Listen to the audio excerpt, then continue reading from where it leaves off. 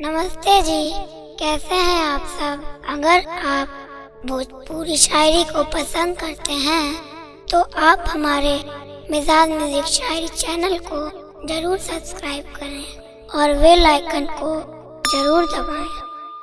गांधी जी के सपना हमेशा सजावलो, गांधी जी के सपना हमेशा सजावलो, स्वच्छ भारत के पाठ सबके पढ़ावलो, खा लो कसम साफ सफाई रखे के, खा लो कसम साफ सफाई रखे के, भारत के स्वच्छ भारत बना के देखावलो।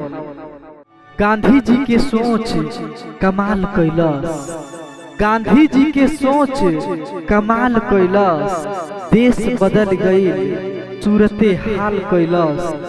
गांधी जी के सोच के अपना जीवन में अपनावलो, गांधी जी के सोच से ही आजादी मिलल और ये आजादी हमने के खुशहाल कैलस।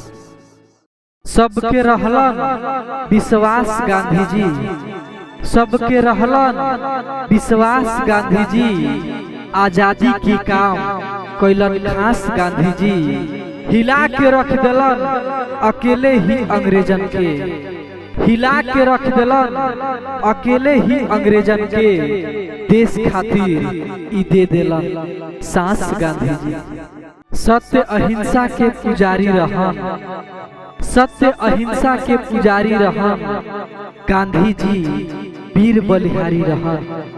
आंदोलन से इनका अंग्रेज कांपत रहलसन, आंदोलन से इनका अंग्रेज कांपत रहलसन, ई गांधी जी अंग्रेजन पे भारी रहन। सादा जीवन जियत रहलन, सादा जीवन जियत रहलन, खादी पहचान रहे, सादा जीवन जियत रहलन, खादी पहचान रहे, हिंदुस्तानी होखे के गुमान रहे, जान देत रहलन हिंदुस्तान खातिर, जान देत रहलन हिंदुस्तान खातिर, हिंदुस्तान ही उनकर जान रहे। सीधा सादा वेश ना कोनो अभिमान, सीधा सादा वेश ना कोनो अभिमान, देश में गांधी बाबा के ऊंचा बड़ुए मान। नाम सुन के अंग्रेज कांपत रहलसन, नाम सुन के अंग्रेज कांपत रहलसन, खादी वस्त्र ही उनकर रहे सारा। माँ भगवती भवसागर से हमरो नैया तू पार करा, माँ भगवती भवसागर से हमरो नैया तू पार करा। दर दर के ठोकर तहर दास खाता ए माई, तनी विचार कर। हे माई जैसे सुमति पे उपकार कैलू, हे माई जैसे सुमति पे उपकार कैलू, एह पे भी तनी उपकार कर। बिगड़ल के बनावल माई के काम बा, बिगड़ल के बनावल माई के काम बा, जहाँ सुकून मिले वो माई के धाम बा।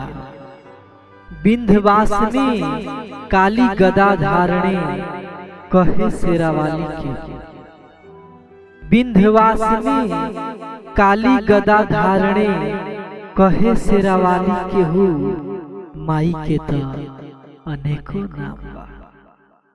चांद के चांदनी बसंत के बहार, चांद के चांदनी बसंत के बहार, फूलों के खुशबू अपनन के प्यार, मुबारक हो सबके ई दुर्गा पूजा के त्योहार।